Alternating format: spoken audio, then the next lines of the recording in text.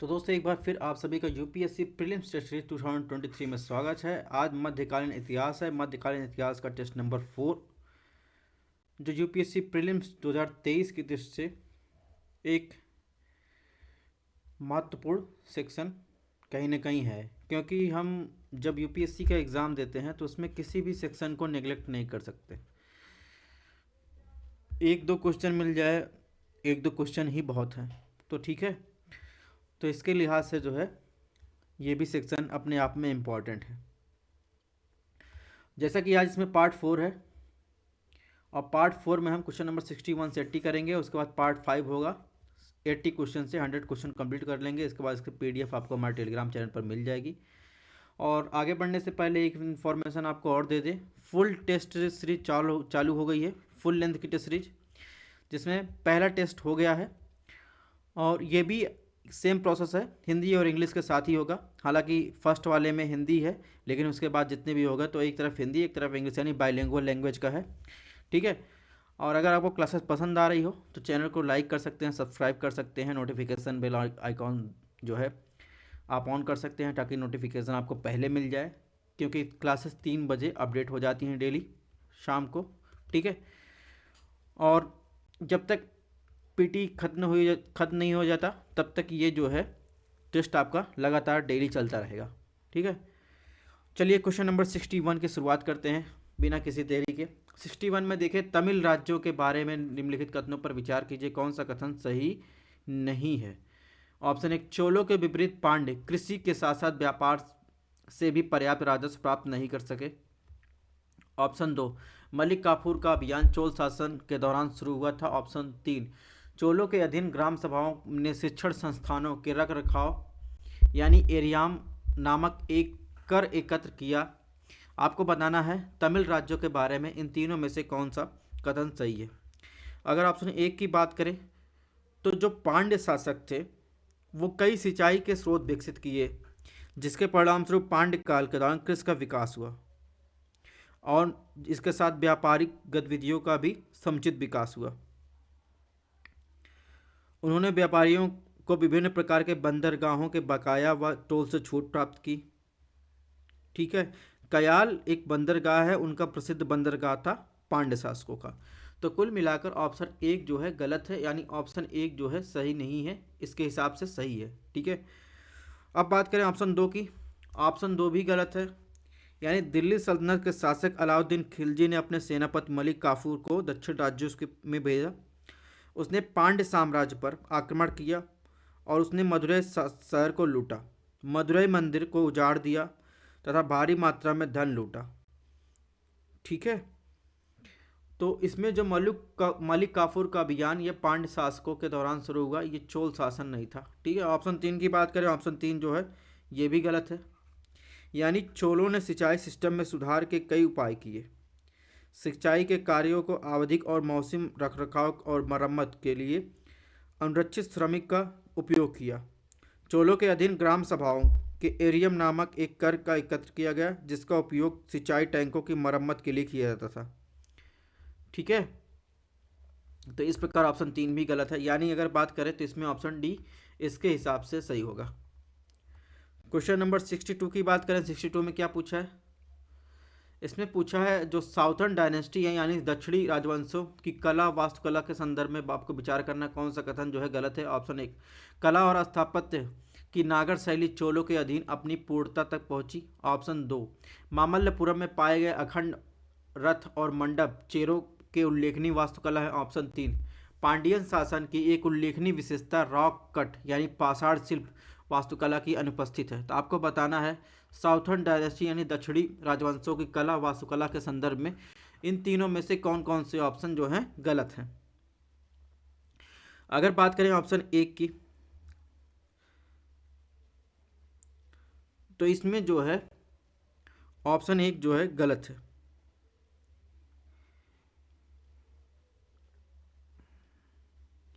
ठीक है। इसके अलावा अगर बात करें तो ये जो क्यों गलत है, ये जो कला स्थापत्य नागर शैली चोलों के नहीं बल्कि ये जो थे इसमें द्रविड़ शैली के उल्लेखनीय उदाहरण आपको मिलेंगे, ठीक है। ऑप्शन दो की बात करें, ऑप्शन दो भी गलत है।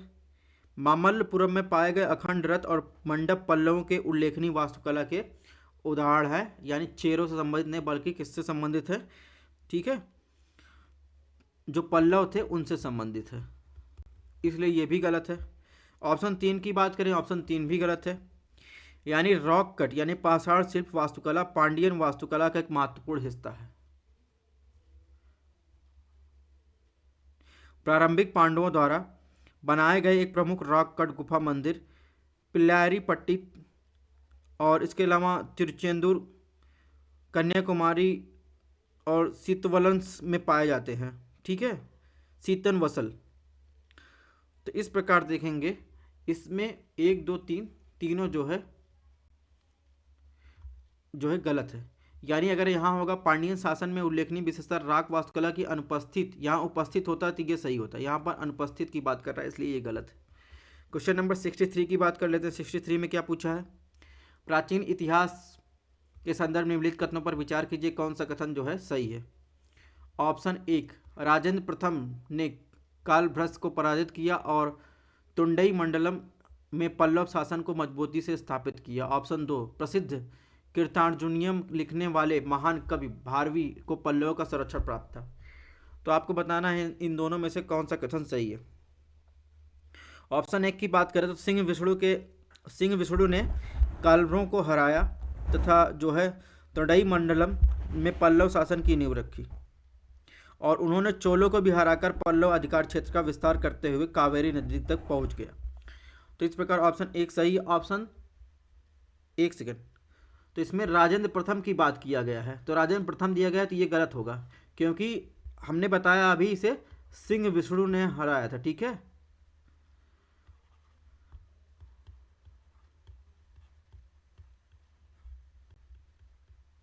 तो इस प्रकार ऑप्शन एक गलत होगा। ऑप्शन दो की बात करें, ऑप्शन दो सही है, यानी सिंह विष्णु भारवी के संरक्षक थे। भारवी एक महान संस्कृत कवि थे, उन्होंने महान शास्त्रीय सांस्कृतिक महाकाव्यों में से एक को लिखा था जिसे महाकाव्य या महान कविता अर्थात कीर्तार्जुनियम के रूप में जाना जाता है। यह अर्जुन और शिव के बीच का संवाद है। तो इस प्रकार इसमें ऑप्शन दो सही होगा। क्वेश्चन नंबर 64 की बात कर लेते हैं। इसमें क्या पूछा, चोल वंश की कला और संस्कृति के संदर्भ निम्नलिखित कथनों पर विचार कीजिए। ऑप्शन एक, मंदिर निर्माण की द्रविड़ शैली अपने चरमोत्कर्ष पर पहुंच गई थी तथा गांव में मंदिर जीवन के महत्वपूर्ण केंद्र बन गए थे। ऑप्शन दो, 9वीं शताब्दी के मध्य चोलों द्वारा कांसे की ढलाई के उपयोग की मूर्तिकला का निर्माण शुरू हुआ था। ऑप्शन तीन, शिव अपने निवास स्थल कैलाश में नटराज के रूप में चोल चित्रों के बेहतरीन उदाहरणों में से एक है। तो आपको बताना है चोल शासनकाल की कला और संस्कृति के बारे में आपको विचार करना है कौन सा कथन इन तीनों में से सही है। अगर ऑप्शन एक की बात करें तो ऑप्शन एक बिल्कुल सही, यानी चोल शासनकाल में मंदिर निर्माण में द्रविड़ शैली अपने चरमोत्कर्ष पर पहुंच गई थी और गांव में मंदिरों का जो है गांव में मंदिर जो है केंद्र बन गए थे, उनके जीवन के महत्वपूर्ण केंद्र बन गए थे, यानी ग्रामवासियों के। ऑप्शन दो की बात करें, ऑप्शन दो भी सही है, यानी चोल युग 9वीं शताब्दी के मध्य चोलों द्वारा कांसे की ढलाई का उपयोग मूर्तिकला का निर्माण शुरू हुआ और जिसके कारण ये काफ़ी चर्चित भी रहा। और ये तीन प्रकार के जो है मूर्तिकला होती थी।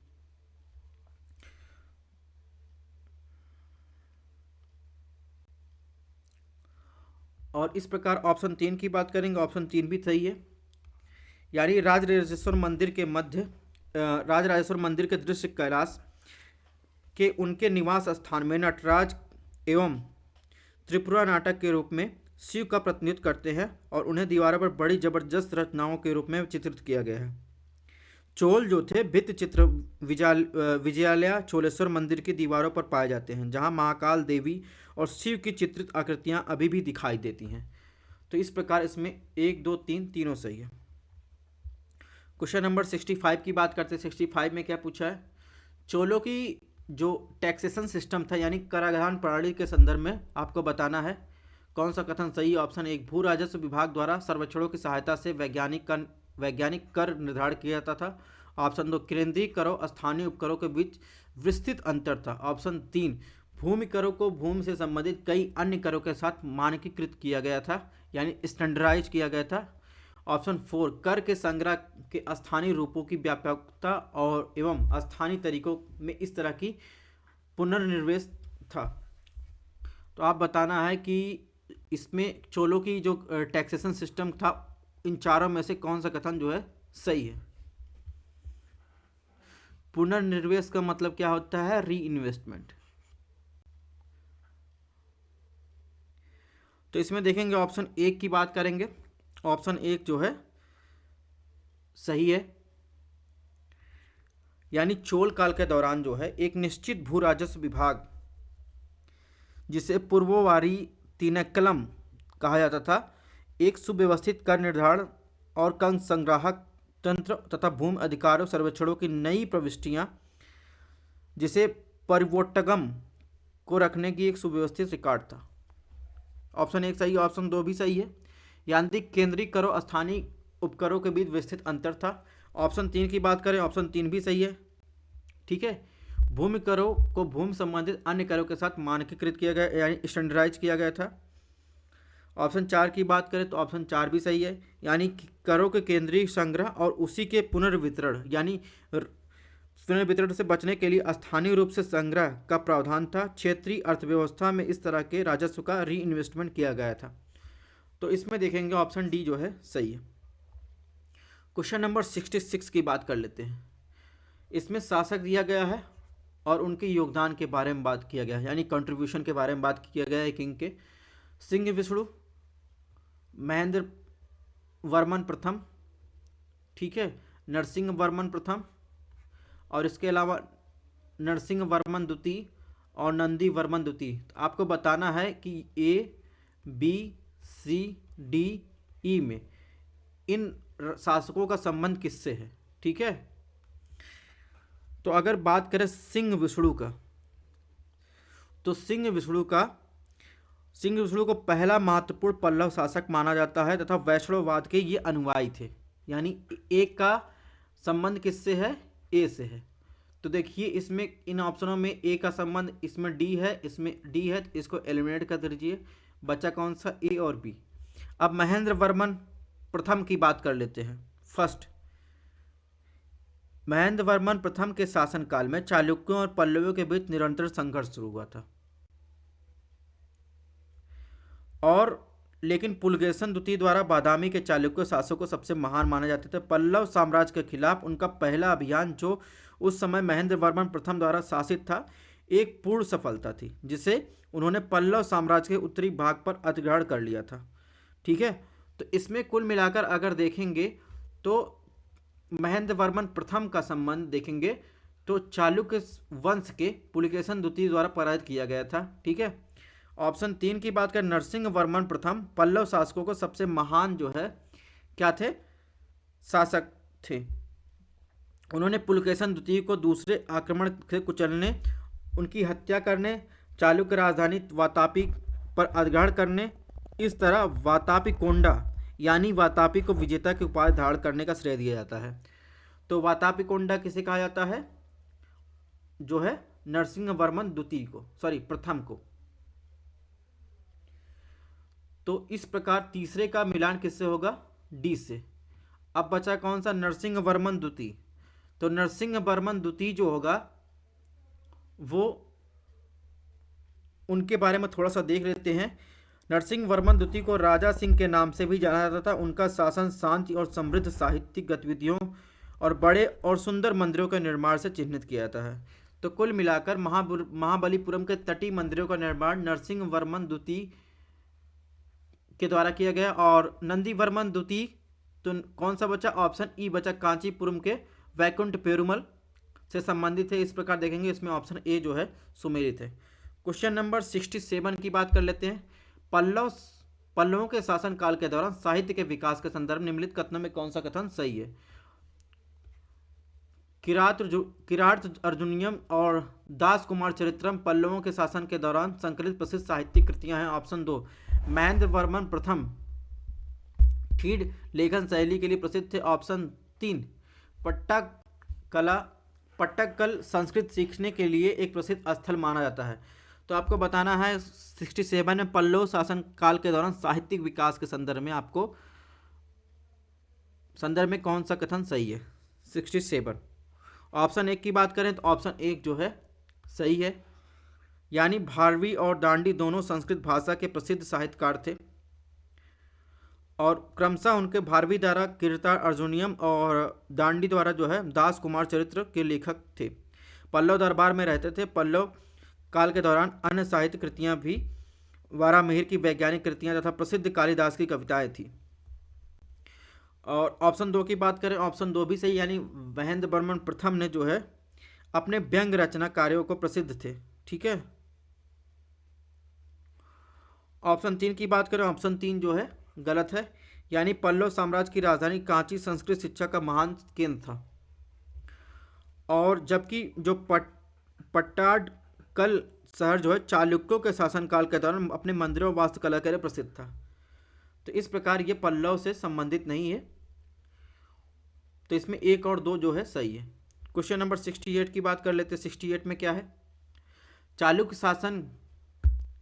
चालुक्यों के प्रशासन के संबंध में निम्नलिखित कथनों पर विचार करें, कौन सा कथन सही? ऑप्शन एक, चालुक्यों के अधीन केंद्र सरकार ने ग्राम प्रशासन को बिना किसी स्वायत्तता के ग्राम प्रशासन पर पितृसत्तात्मक नियंत्रण बनाए रखा। ऑप्शन दो, चालुक्यों के पास बड़ी समुद्री शक्ति वाली एक छोटी सेना थी। तो आपको बताना इन दोनों में से कौन सा कथन सही है। अगर बात करें ऑप्शन एक की, तो ऑप्शन एक जो है बिल्कुल सही है, यानी बादामी के चालुक्यों के अधीन केंद्र सरकार ने ग्राम प्रशासन पर पितृसत्तात्मक नियंत्रण का प्रयोग किया, जो उस समय दक्षिण भारत के प्रशासनिक अभ्यास के विपरीत था। पल्लवों और चोलों के विपरीत चालुक्य शासकों ने ग्राम प्रशासन को बहुत अधिक स्वायत्तता नहीं दी थी। ऑप्शन दो की बात करें, ऑप्शन दो भी सही है, यानी चालुक्यों के पास बड़ी समुद्री शक्ति वाली एक छोटी सेना थी। तो इसमें देखेंगे ऑप्शन सी जो है सही है। क्वेश्चन नंबर 69 की बात करते हैं। 69 में फर्स्ट लिस्ट टू दिया गया है चालुक्य काल के राजाओं और उनकी उपलब्धियों के बारे में, यानी पुलकेशन प्रथम, कीर्तिवर्मन प्रथम, विक्रमादित्य द्वितीय, कीर्तिवर्मन प्रथम। आपको बताना है चालुक्य जो काल के ये शासक थे, इन राजाओं के उपलब्धियों के बारे में आपको मिलान करना है। तो इसमें देखेंगे पुलकेशन प्रथम जो है चालुक्य वंश के संस्थापक थे। ठीक है, यानी इनका संबंध किससे है? ऑप्शन बी से। तो देखिए जहां जहां बी हो उसको सही होगा, इसमें सी में नहीं है, डी में नहीं है। अब बात करें कीर्तिवर्मन प्रथम, तो कीर्तिवर्मन प्रथम पुलकेशन प्रथम का पुत्र था और जिसने बनवासी के कदंबों और बस्तर के नाल शासकों के खिलाफ युद्धों द्वारा राज्य का विस्तार किया था। तो इस प्रकार देखेंगे दो का संबंध किससे होगा? डी से। अब इसमें देखिए दो का संबंध सी से है और दो का संबंध डी से है, ए का संबंध बी से है। तो इसमें देखिए दो एलिमिनेट हो जाएगा क्योंकि दो का संबंध डी से है, तो इसमें ऑप्शन ए जो है सही होगा। अब बात करते हैं निम्नलिखित में कौन सा मंदिर चालुक्यों में से संबंधित है? ऑप्शन ए, मेलागिट्टी शिवालय, हुसीमुली गुड़ी, मेघूती, लादखा, पापनाथ, विरूपाक्ष, अनंतेश्वर। आपको बताना है इसमें कौन सा संबंध इन सातों में से कौन सा जो है मंदिर चालुक्यों से संबंधित है, सातों मंदिरों में से। तो इसमें देखेंगे जो अनंतेश्वर है, एक सेकंड, अनंतेश्वर जो है वो जो है गुंटूर जिला में आपको मिल जाएगा और पल्लवों के मंदिर वास्तुकला के महेंद्र समूह का प्रतिनिधित्व करता है। ठीक है, इसमें चालुक्यों संबंधित पूछा है, जबकि इसका संबंध किससे है? पल्लवों द्वारा बनाए गए मंदिरों के समूह से है। तो इस प्रकार सात जहां होगा उसको एलिमिनेट कर दीजिए, बचा क्या? बचा ए। तो ए इसमें सही होगा, यानी 1 2 3 4 5 6 चालुक्य से संबंधित है। अब बात करते हैं क्वेश्चन नंबर 71 की। चालुक्य साम्राज्य के संदर्भ निम्नलिखित कथनों पर विचार कीजिए, कौन सा कथन सही? ऑप्शन एक, चालुक्य प्रशासन पल्लवों और चोलों के विपरीत अत्यधिक विकेंद्रीकृत था। ऑप्शन दो, अश्वमेध यज्ञ अनुष्ठान कुछ चालुक्य शासकों द्वारा किया गया था। ऑप्शन तीन, ऐहोल शिलालेख चालुक्य साम्राज्य से संबंधित है। ऑप्शन एक की बात करें तो ऑप्शन एक गलत है, यानी चालुक्य जो थे वो सरकार का एक राजशाही रूप भी अपनाया था। चालुक्य प्रशासन में पल्लवों और चोलों के विपरीत अत्यधिक केंद्रीकृत था, विकेंद्रीकृत नहीं था। तो इस प्रकार ऑप्शन एक गलत हो जाएगा, तो यानी ऑप्शन एक जहाँ जहाँ हो एलिमिनेट कर देती, यानी इसमें ऑप्शन बी जो है सही हो जाएगा। चालुक्यों ने वैदिक संस्कारों और कर्मकांडों के सम्मान का महत्व दिया और इस वंश के संस्थापक पुलकेशन प्रथम ने अश्वमेध यज्ञ भी किया था। एहोल शिलालेख चालुक्य साम्राज्य से संबंधित है। ठीक है।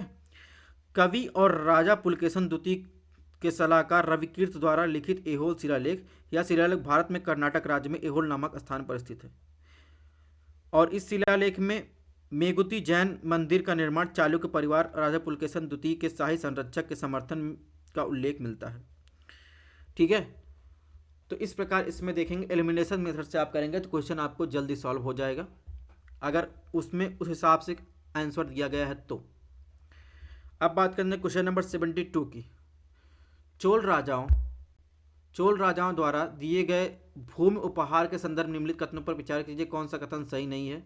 ऑप्शन एक, वेल्लन वागाई का तात्पर्य ब्राह्मणों को दिए गए भूमि के अनुदान से। ऑप्शन दो, तिरुना मट्टुक्कनी गैर ब्राह्मण किसान मालिकों के लिए एक दी गई भूमि है। ऑप्शन तीन, पलिच्छदम जैन संस्थाओं को दान की गई भूमि थी। आपको बताना चोल राजाओं द्वारा दिए गए भूमि उपहारों में तीनों में से कौन सा ऑप्शन सही नहीं है। तो वेल्लन वैगाई गैर ब्राह्मणवादी किसानों को भूमि को संदर्भित करता है, तो जब ये गैर ब्राह्मणवादी किसानों को संदर्भित करता है तो ये इस प्रकार ये गलत हो जाएगा। ठीक है। तो इसमें देखिए एक जहां होगा वो सही होगा, तो ए में एक है, बी में एक है, सी में एक नहीं, इसको लिमिट कर दीजिए। ऑप्शन दो की बात कर लेते हैं। तो त्रिनोमट्टुकोनी जिसे देवदान भी कहा जाता है, मंदिरों को उपहार में दी गई भूमि से संबंधित है, तो ये भी सही नहीं है। तो दो जहां होगा वो ऑप्शन सही होगा इसके हिसाब से। तो देखिए इसमें ऑप्शन एक में दो नहीं है, इसको एलिमिनेट कर दीजिए, बचा बी और सी। तो एक ही ऑप्शन बचा ही है, यानी जो है ये जो है सही है। ठीक है। तो इसमें ऑप्शन बी जो है सही होगा। अब बात करते हैं क्वेश्चन नंबर 73 की। तो प्राचीन नाम दिए गए हैं, बारहवीं ईस्वी के आसपास भारत के शहरों और वर्तमान नाम दिए गए हैं। आपको बताना है, कूट का प्रयोग करके करेक्ट आंसर चूज करना है। शाकंभरी, अजयमेरु, मनखेत, कान्यम कुब्ज, कल्याणी। तो आपको इसमें जो है सुमेलित करना है। शाकंभरी के चाहमान, जिन्हें सांभर के चौहान के रूप में भी जाना जाता है, एक राजवंश था जिसे 6वीं से 12वीं शताब्दी की अवधि के दौरान राजस्थान के वर्तमान भागों में शासन किया था। तो इस प्रकार देखेंगे एक का संबंध जो है सांभर लेक टाउन राजस्थान से। इसके अलावा अजयमेर, इसका संबंध देखेंगे तो अजयमेर की स्थापना एक चाहमान शासक अजय राज प्रथम द्वारा की गई थी। 12वीं शताब्दी तक शासक अजय राज प्रथम की राजधानी थी। यह वर्तमान में अजमेर और अरावली पहाड़ियों से घिरा हुआ है। तो इसका संबंध बी से है, यानी देखिए ए का संबंध ए से, दो का संबंध बी से, कहाँ कहाँ है, एक तो ए में है, एक तो बी में है, और ना तो सी में है ना तो डी में। इसको एलिमिनेट कर दीजिए, यानी ऑप्शन तीन देखते हैं, उसके बाद क्लियर हो जाएगा। मनखेत वर्तमान में मालखेल कर्नाटक में है, जो हैदराबाद के दक्षिण पश्चिमी भाग में स्थित है। यह शहर की स्थापना 9वीं शताब्दी में राष्ट्रकूट शासक अमोघ वर्ष प्रथम द्वारा की गई थी। तो इस प्रकार इस तीन का संबंध सी से है। अब देखिए बी में तीन का संबंध देखिए डी से है, तो इसको एलिमिनेट कर दीजिए, ऑप्शन ए जो है सही है। अब बात करते हैं क्वेश्चन नंबर 74 की। गजनवी के संदर्भ में शिकन शब्द का अर्थ है। ऑप्शन ए, इस्लाम की रक्षा के लिए मूर्तियों को नष्ट करने वाले। ऑप्शन बी, एक साम्राज्य जैसे सीरिया, ईरान, ट्रांस अक्सियान शामिल थे। ऑप्शन सी, मध्य एशिया, आदिवासी तुर्की आक्रमणकारी। ऑप्शन डी, सुल्तान द्वारा बनाए गए नियम और कानून। तो गजनवी के संदर्भ में शिकन शब्द का अर्थ आपको बताना है।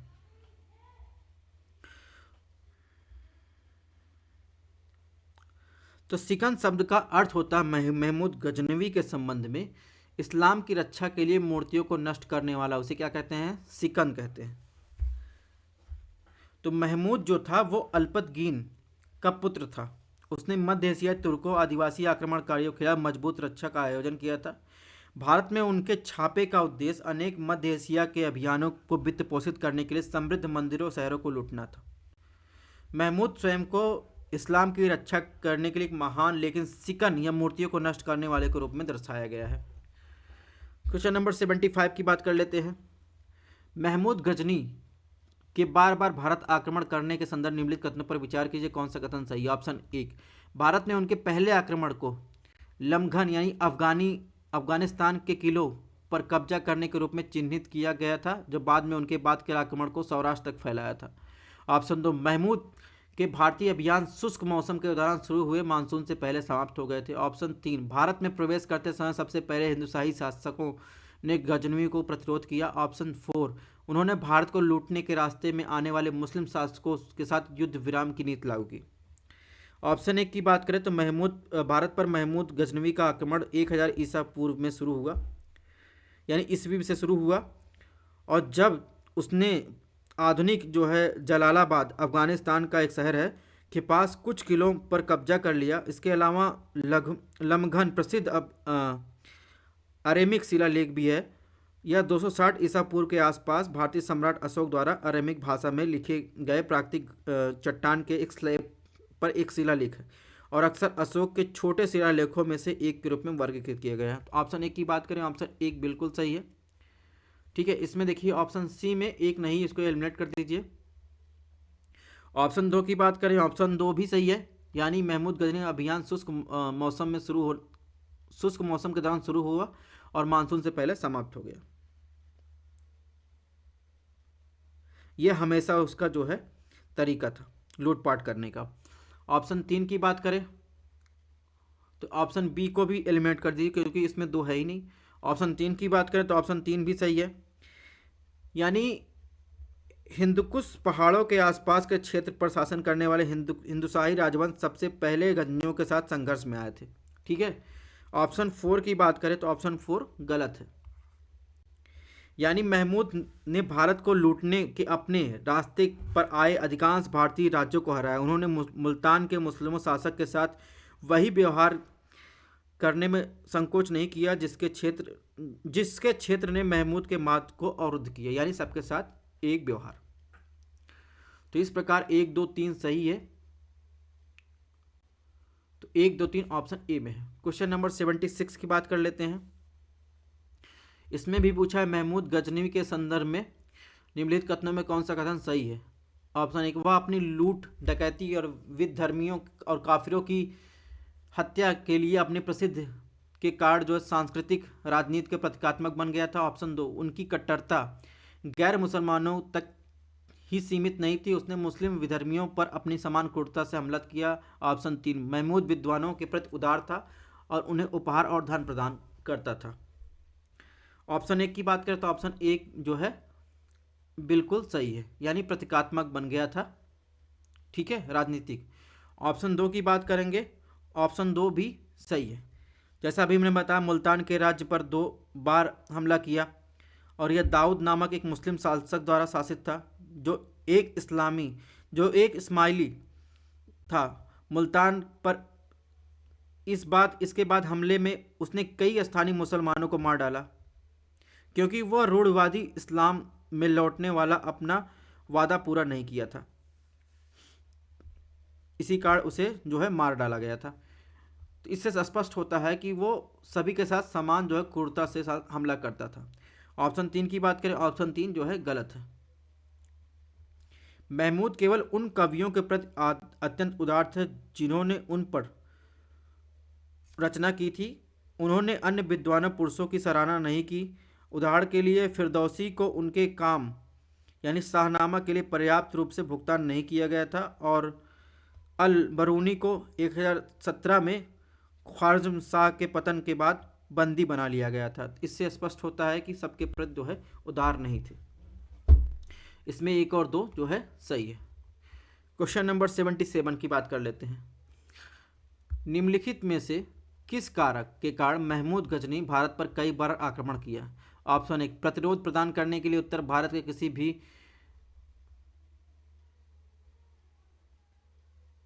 दुर्जेय साम्राज्य का अभाव, यानी absence of any formidable kingdom in the north India to provided resistance. Option दो, महमूद की लूटपाट की गतिविधियां सुदूर दक्षिण तक नहीं पहुंची, केवल उत्तर और उत्तर पश्चिमी भारत के कुछ हिस्सों तक सीमित रही। कौन सा कथन सही है? ऑप्शन एक की बात करें, ऑप्शन एक सही है, यानी महमूद की आश्चर्यजनक सैन्य सफलता पूरी तरह से उसके कौशल, सेना और वीरता के कारण नहीं थी। 11वीं शताब्दी की बात है, उसकी शुरुआत के दौरान एक आक्रमणकारी के लिए राजनीतिक स्थिति बहुत परिपक्व थी। उत्तर और मध्य और पूर्वी शासक के बीच सत्ता संघर्ष के परिणाम स्वरूप वे सभी कमजोर हो चुके थे। इसने गुर्जर प्रतिहारों के जीवन शक्ति और सैन्य शक्ति को समाप्त कर दिया था। उत्तरी भारत ने अन्य आक्रमणकारी से उत्तरी मैदान में रक्षा करने की उनकी जगह लेने के लिए 11वीं शताब्दी की शुरुआत में कोई जो है दुर्जय शक्ति पैदा नहीं हुई थी। ठीक है, इससे उसकी बार बार जो है वो आक्रमण करने में, क्योंकि कोई प्रतिरोध ही नहीं था। ऑप्शन दो की बात करें, ऑप्शन दो भी सही है। भारत में उस समय भारत का सबसे बड़ा और सबसे शक्तिशाली राजवंश चोल था, लेकिन वे भारत के दक्षिणी हिस्से में इतने गहरे थे कि उन्होंने शायद ही इस पर ध्यान दिया और एक खतरे के रूप में महमूद गजनी की घुसपैठ पर विचार नहीं किया। तो इस प्रकार इसमें ऑप्शन सी जो है सही है। क्वेश्चन नंबर 78 की बात करें, इसमें मध्यकालीन इतिहास, भारतीय इतिहास के संदर्भ में खोखर शब्द का क्या अर्थ है? ऑप्शन ए एक, विजित भूमि के लिए भू राजस्व नीतियां। ऑप्शन बी, भारतीय शासकों के लिए छापामारी के बाद लूटा गया माल। ऑप्शन सी, आधुनिक पंजाब के पास क्षेत्र में रहने वाली एक विशेष जनजाति। ऑप्शन डी, गजनवी द्वारा लाया गया विदेशी साहित्य का एक प्रकार। तो आपको बताना है मध्यकालीन इतिहास के संदर्भ में खोखर शब्द का क्या अर्थ है। तो 1205 में भारत में प्रवेश करते समय मोहम्मद गोरी को पंजाब के क्षेत्र की खोखर जनजाति के कई बड़े प्रतिरोध का सामना करना पड़ा, लेकिन उसने जो है उन्हें हरा दिया। तो इस प्रकार जो है इसमें देखेंगे आधुनिक पंजाब के पास क्षेत्र में रहने वाली विशेष जनजाति। 79 की बात कर लेते हैं। इसमें पूछा है, दिल्ली सल्तनत के संबंध निम्नलिखित कथनों पर विचार कीजिए, कौन सा कथन गलत है? ऑप्शन एक, मोहम्मद गोरी के मृत्यु के परिणाम स्वरूप दिल्ली सल्तनत का निर्माण हुआ था। ऑप्शन दो, दिल्ली सल्तनत पर तुर्की मूल के 5 राजवंशों का शासन था। ऑप्शन एक की बात करें, दिल्ली सल्तनत की उत्पत्ति मोहम्मद गोरी की जीत से हुई थी। उन्होंने 1192 ईस्वी में पृथ्वीराज चौहान को हराया। इस प्रकार उत्तर भारत पर एक मजबूत नियंत्रण स्थापित किया। 1206 में मोहम्मद गोरी की मृत्यु हुई तो उनके भरोसेमंद वंश कुतुबुद्दीन ऐबक ने दिल्ली में एक स्वतंत्र राजवंश की स्थापना की घोषणा की, जो एक मामलुक वंश के रूप में जाना जाता है।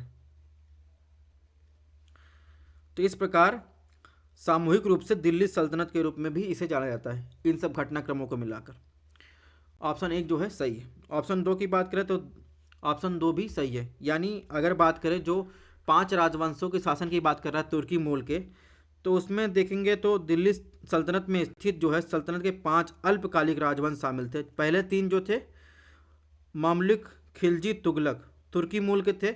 चौथा सैयद वंश मुल्तान का था। अंतिम लोधी वंश जो था वो अफगान मूल का था।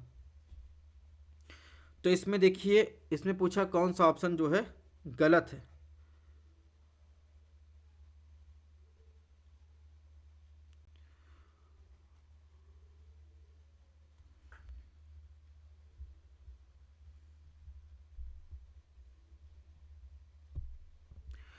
तो इसमें जो है ऑप्शन बी जो है गलत है।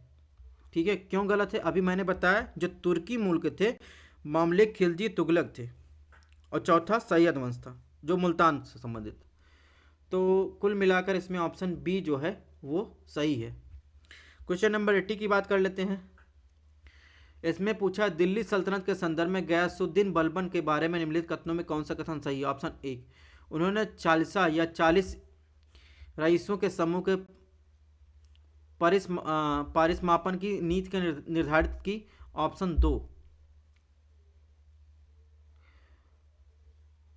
उसके शासन काल में न्याय प्रशासन के मामले में समानता की नीति अपनाई गई। ऑप्शन तीन, बलबन ने अपने साम्राज्य के विस्तार करने के लिए दिल्ली के बाहर लगातार विजय प्राप्त की। सही उत्तर आपको बताना गयासुद्दीन बलबन के संबंध में।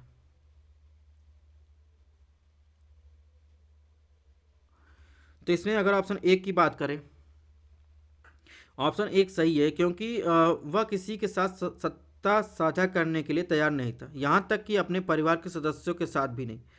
उसने इस उद्देश्य को प्राप्त करने के लिए अपने चचेरे भाई शेर खान को ही जहर दे दिया। बलबन अंततः